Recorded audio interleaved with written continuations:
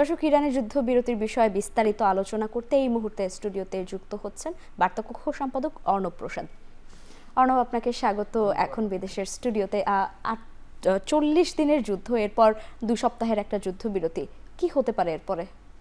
দেখেন লাইবা, প্রথমে আপনাকে ধন্যবাদ জানাই। টানা 40 দিনের একটা সংঘাত, হামলা পাল্টা হামলা, প্রতি মুহূর্তে উত্তেজনা, শিশুসহ ইরানের শীর্ষ নেতাদের মৃত্যু, মধ্যপ্রাচ্যেও সংঘাত, সব মিলিয়ে যে একটা অস্থির পরিস্থিতি থেকে অবশেষে পূর্ণাঙ্গ না, যেহেতু 14 দিন অর্থাৎ 2 সপ্তাহ বা সাময়িকও বলা যায়, তো সাময়িক যুদ্ধবিরতিতে সম্মত তিন পক্ষই কিন্তু নিশ্চিত করেছে যে তারা যুদ্ধবিরতিতে সম্মত হয়েছে। এখন যে বিষয়টা হচ্ছে প্রশ্ন জাগে যে এই যুদ্ধবিরতিটা কি স্থায়ী হবে নাকি এই যুদ্ধবিরতিটা ভঙ্গুর যুদ্ধবিরতি হবে। এর আগেও কিন্তু আমরা জানি যে 2025 সালেও কিন্তু একটা ইরান ইসরায়েলের মধ্যে সংঘাত হয়েছিল। সেই সংঘাতটা 12 দিনের হয়েছিল, এরপর একটা যুদ্ধবিরতি হয়েছিল। আবার কিন্তু এবার 2026-এ সংঘাত হলো। তো এই যুদ্ধবিরতিটাও কি এরকম হবে, অর্থাৎ ভঙ্গুর যুদ্ধবিরতি হবে কিনা, এটা নিয়ে কিন্তু বিশ্লেষকরা এখনই কিন্তু চিন্তাভাবনা শুরু করে দিয়েছে বা এটা নিয়ে মন্তব্য করছে। বিশ্লেষকরা যেটা বলছে যে এই যুদ্ধবিরতিটা হয়তো সংঘাত নিরসন করতে পারলো বা যে মৃত্যুর মিছিলটা হয়তো বা বন্ধ করতে পারলো, কিন্তু পূর্ণাঙ্গ যুদ্ধবিরতিটা কিন্তু এখনও ঢের বাকি। কারণ এই যুদ্ধবিরতিটা এমন কিন্তু না যে ঘটা করে আলাপ আলোচনার মাধ্যমে বিবাদমান পক্ষগুলোকে বসিয়ে হয়েছে। এটা পাকিস্তান করেছে পরোক্ষ চ্যানেলে আলাপ আলোচনার মাধ্যমে, মধ্যস্থতার মাধ্যমে। এখন পাকিস্তানের প্রধানমন্ত্রী যুদ্ধবিরতির যে বার্তাটা দিয়েছে, সেখানে কিন্তু তিনি যেটা বলেছেন যে আগামী শুক্রবার অর্থাৎ 10 তারিখে ইরান এবং যুক্তরাষ্ট্রের ইসলামাবাদে যাওয়ার কথা এবং তারা সেখানে একটা স্থায়ী যুদ্ধবিরতির লক্ষ্যে, আমরা যে প্রতিবেদনগুলো দেখলাম যে ইরানের পক্ষ থেকে 10টা দাবি আছে, যদিও ইরান বলছে যে এই 10টা দাবি যুক্তরাষ্ট্র মেনে নিয়েছে, কিন্তু হোয়াইট হাউস বলছে এখনো তারা মানেনি। তো অনেক বিতর্কের কিন্তু বিষয় আছে। আবার পাকিস্তান বলছে যে এই যুদ্ধবিরতিতে লেবাননও সংযুক্ত আছে, কিন্তু ইসরায়েল কিন্তু এটা কিন্তু নাকচ করে দিয়েছে এবং এখনো কিন্তু লেবাননে কিন্তু হামলা চলছে।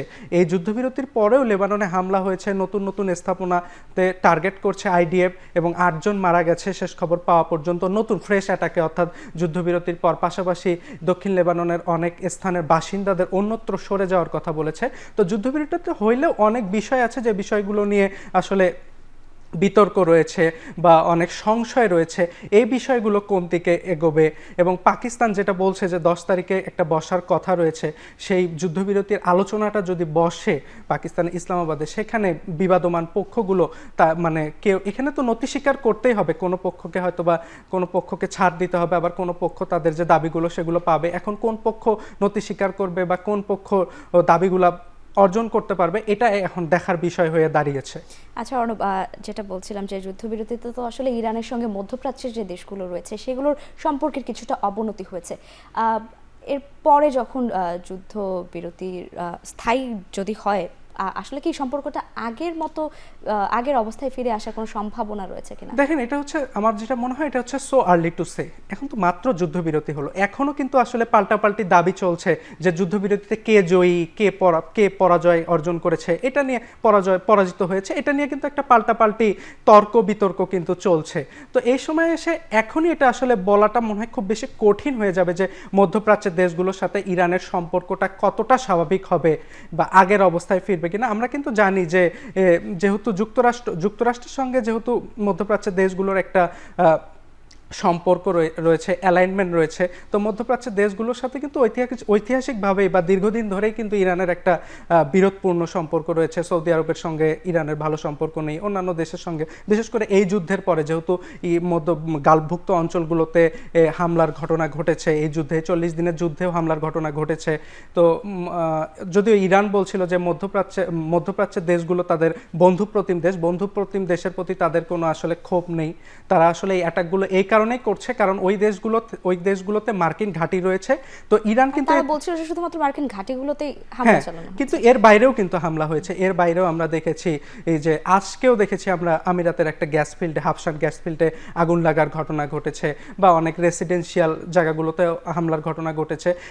এই হামলার ঘটনাগুলোতেও দেখা যায় পাল্টাপাল্টি বক্তব্য দেখা গেছে। ইরান বলছে যে আসলে ইসরায়েল এই হামলাগুলো ঘটিয়ে মধ্যপ্রাচ্যের দেশগুলোর কাছে ইরানকে ইরানকে ছোট করতে, খাটো করতে, বা ইরানের যে একটা অ্যালায়েন্স, ইরানকে আসলে এমন একটা রাষ্ট্র হিসেবে পরিণত করতে যে জঙ্গি রাষ্ট্র, যেটা ট্রাম্প বারবার বলে থাকে সন্ত্রাসী রাষ্ট্র, জঙ্গি রাষ্ট্র, এভাবে ট্যাগের যে একটা কালচার আছে আমেরিকার, সেটা জাহির করে থাকে।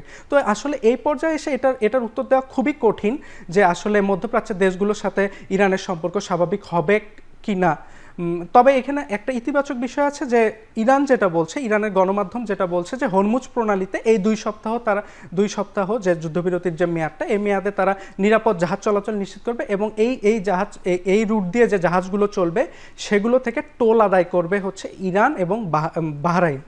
তো এইটা একটা পজিটিভ, ইরান এবং ওমান, তো এটা একটা পজিটিভ সাইন যে আসলে মধ্যপ্রাচ্যের দেশগুলোর সাথে যদি এটা সত্যি হয়, যদি এখনো ওমান এই বিষয়টা নিশ্চিত করেনি, তো এটা যদি হয়ে থাকে তাহলে হয়তো বা একটা নতুন সম্পর্কের আমরা আশা সন্ধিক্ষণ, করতে পারি যে সম্পর্ক উন্নয়নের একটা অদূর ভবিষ্যতে একটা সম্ভাবনা থাকতে পারে। অনেক ধন্যবাদ অনুপ্রসাদ আপনাকে আমাদের সঙ্গে এখন বিদেশের স্টুডিওতে আপনাকেও যুক্ত হওয়ার ধন্যবাদ। জন্য।